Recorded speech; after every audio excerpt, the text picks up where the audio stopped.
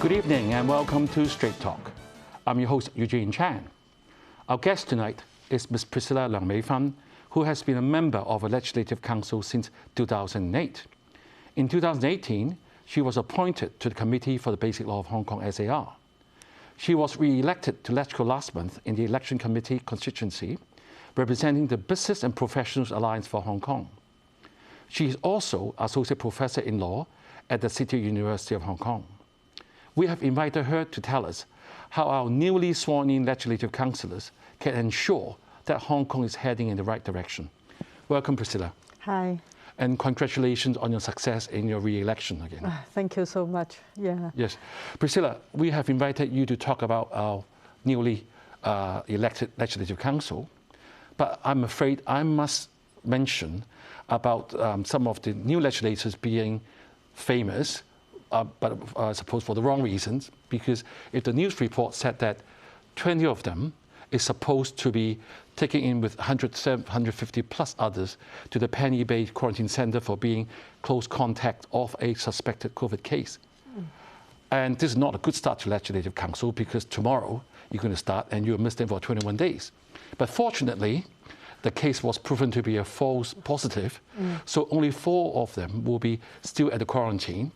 So I'm sure the most commonly asked question to you in the last few days is, have you been to the birthday party? I have not gone to the birthday party.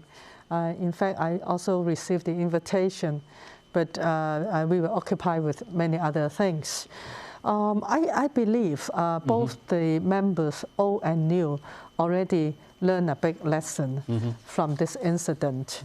And many of them have apologized to the public, because I think they also know how much inconvenience and the perception is really not too good. So both the government and our Legislative Council members, our fellow members, I think after this incident, we have to conduct a very thorough review. For the government, they have to review whether their epidemic control measures is strict enough, such as should really consider, and I support that, for the closed-loop management like what has been done in China, so that we cannot leave the fate of Hong Kong people to an airline, whether they have strict control or self-regulation to their own staff. Right. Yeah, Priscilla, you know, the subject of the party and the birthday boy, Mr. Whitman Hong, and some other guests were on our shows. I mean, many of them are responsible Hong Kongers and in important positions. So what exactly have they not done right, in your opinion? I believe this is a political assessment. Right. Whether they have breached the relevant rules, it is still up to investigation by the government, right? But as a perception, it is politics. They are not sensitive enough not to organize such kind of big parties under the present atmosphere, especially when Hong Kong at first had the hope to open the border for everyone to may have a chance to go to mainland China. So I truly believe they are not sensitive enough. And new members in particular, they may not have that kind of sensitivity. And they may thought that this is a kind of event that they might need to go after this long campaign, and then they want the seat. So this is unfortunate. But I truly believe, because many of them I can see from their Facebook, they also give an apology, knowing that this kind of conduct is not well received by the general public, and we should fight against this COVID-19 and Omicron together.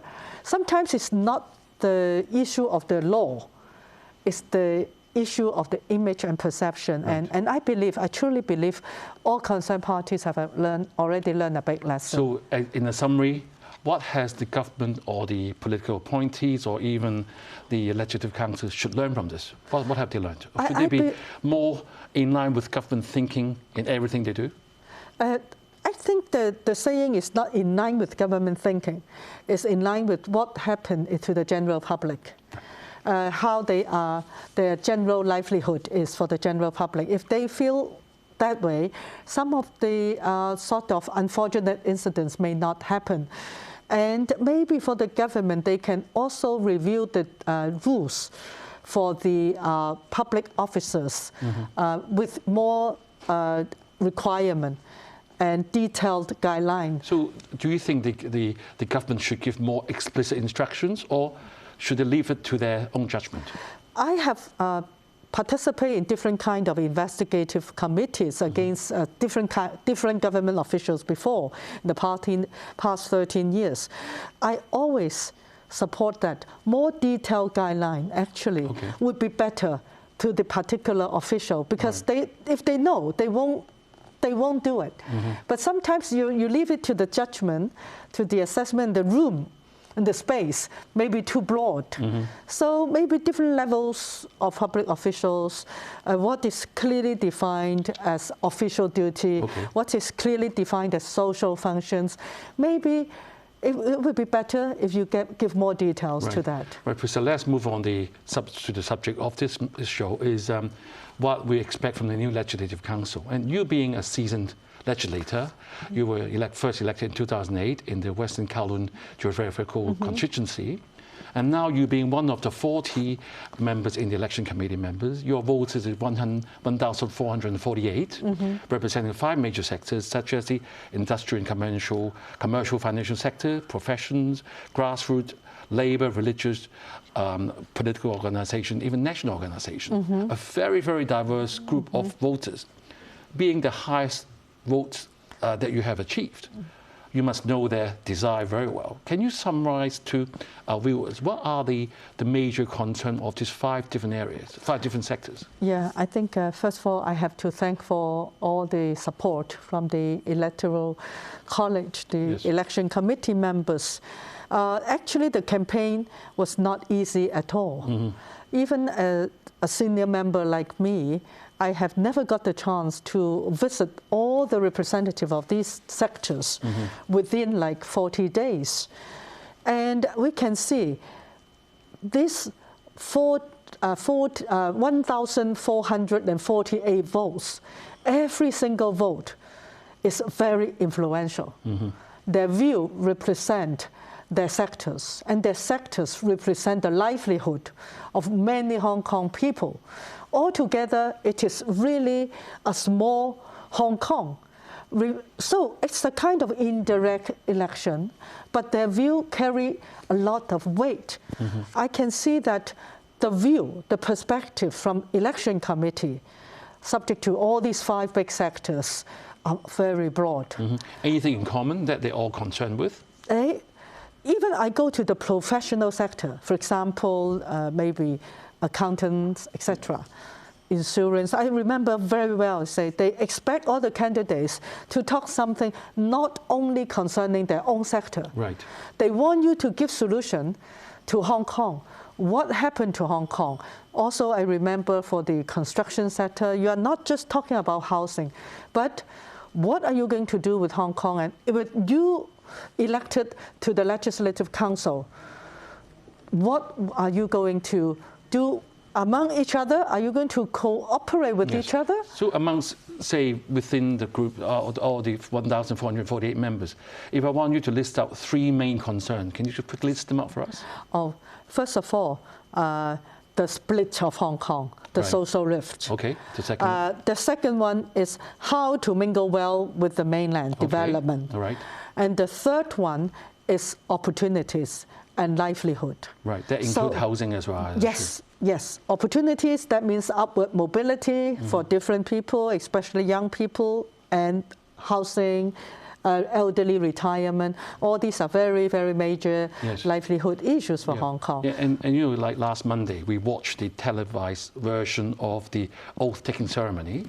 In comparison to 2016, this time we have the national emblem right in the hall of the legislative chamber, and you don't see any problem with oath-taking. And what are the reasons for the changes? I mean, why are they're taking the pledges under the national emblem as well?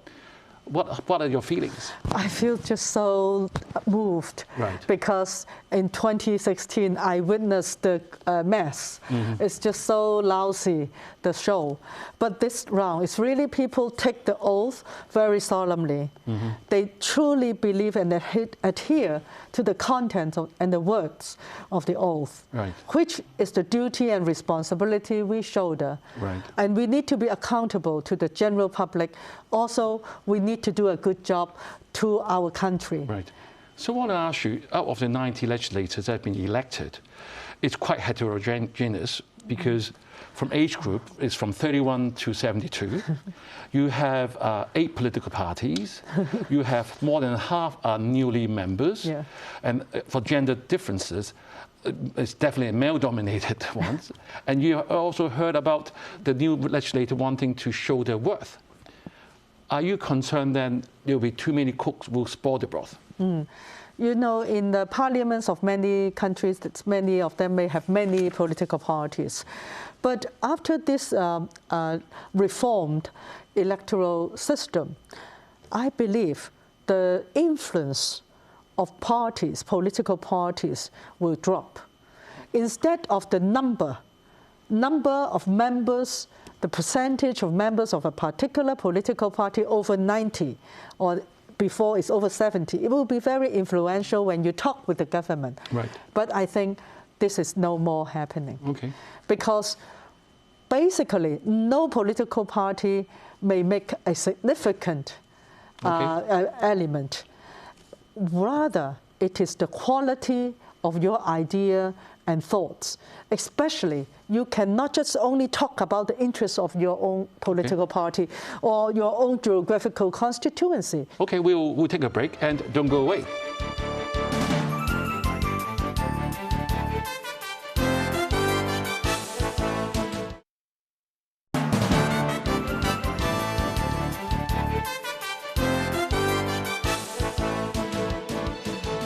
Welcome back.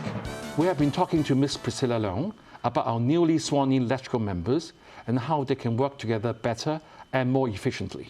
So Priscilla, on the first part, we mentioned about your feeling about the new council.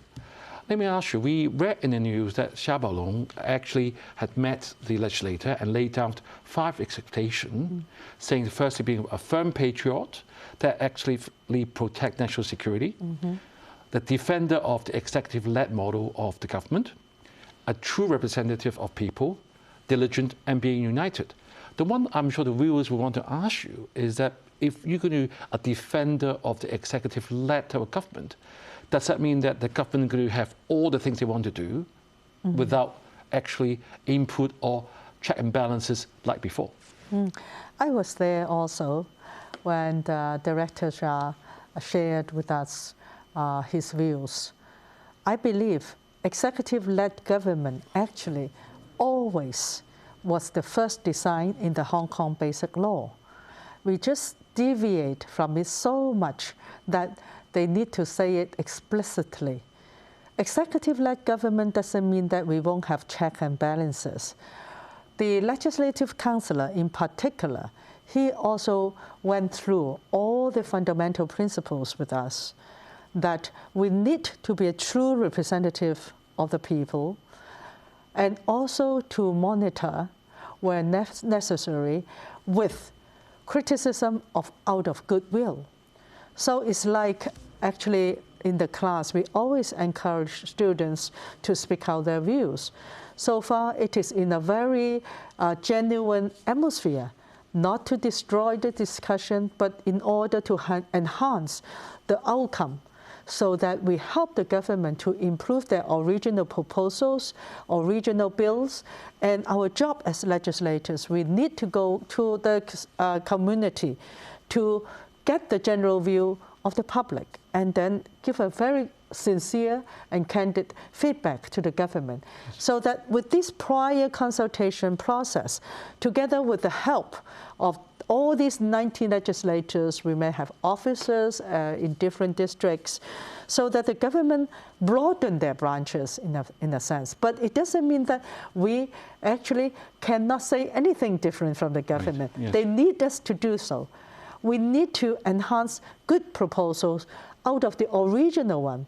And I believe these 90 members, you know, they already all fulfill the requirement of a genuine patriot. Although we have different views, definitely labor issue, business issue, youth, elderly, may all different from each other.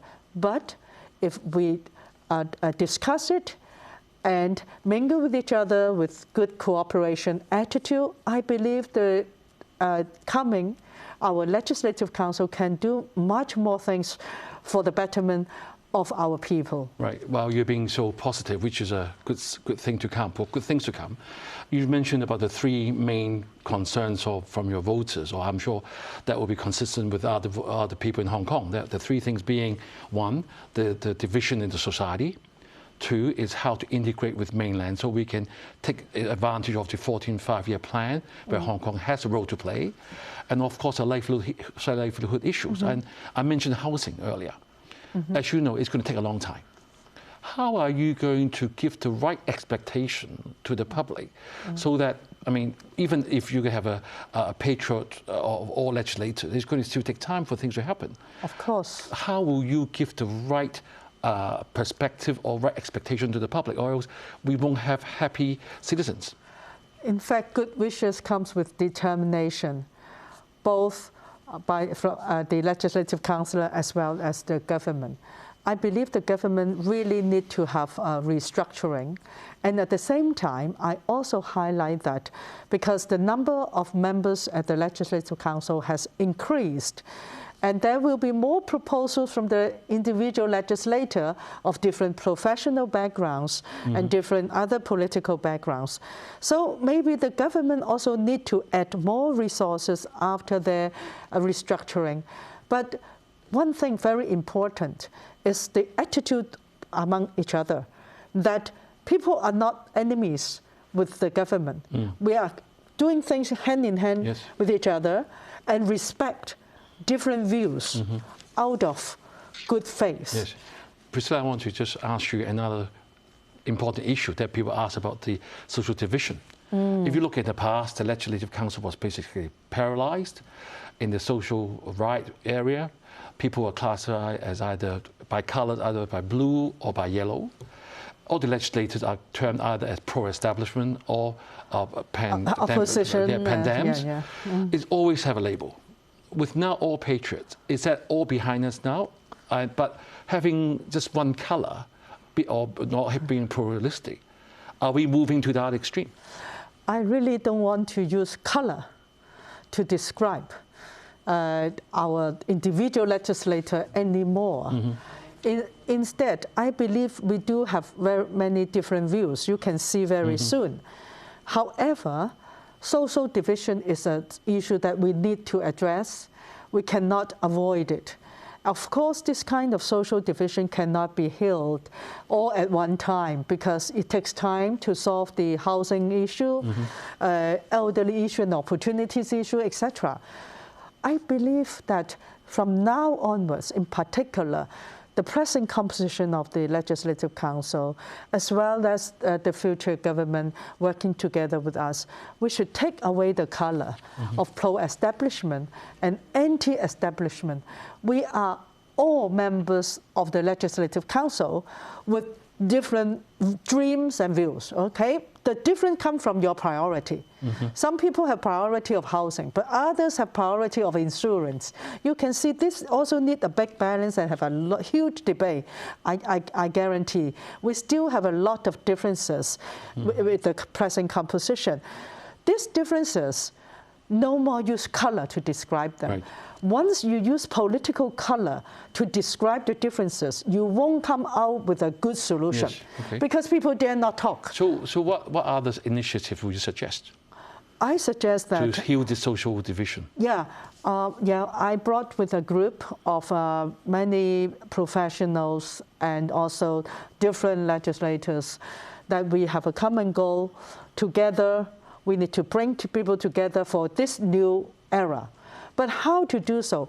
First of all, we have to deal with the hardware issue that we have just talked about, housing, elderly, all these I would describe as hardware. Okay. So we can discuss it at the Legislative Council. We can put money to improve their livelihood. But software issue is very, very subtle. This is the hardcore reason for social division. We really need to work hard to make people who are still feel very opponent to the present system, let them feel that we have really do something for the betterment, and we really need to work for a goal. Make them feel that to be Chinese people, they can be proud. Take the common issue first, like maybe culture, sports, cuisine, education. Do something common that we feel proud.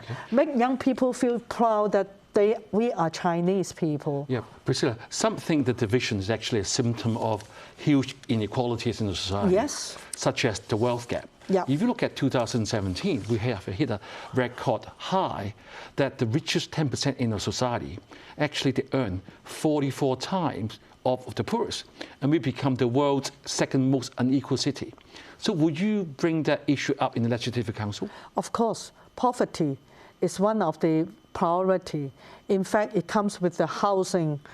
There are a lot of cries of the poor people. They need the help from us. However, I would like to say livelihood issue is one of the reasons that caused the social division.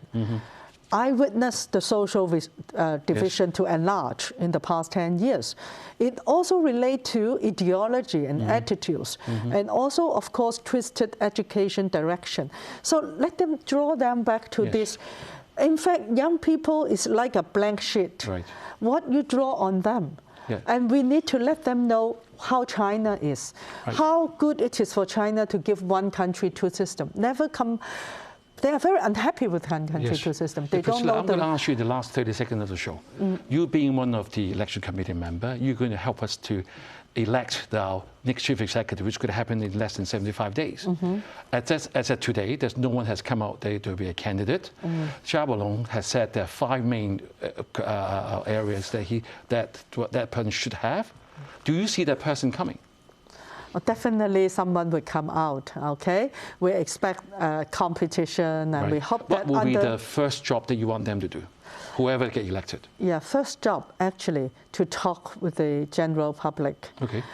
Candidly, sincerely. We need to bring people together, give them hope, at least give them a sign that something would change. We would deal with all these difficult issues. At the same time, we are also concerned with your unhappiness, if there's any. Just, I think Hong Kong people, if sincerity, sometimes you can help. Not only talk about hardware.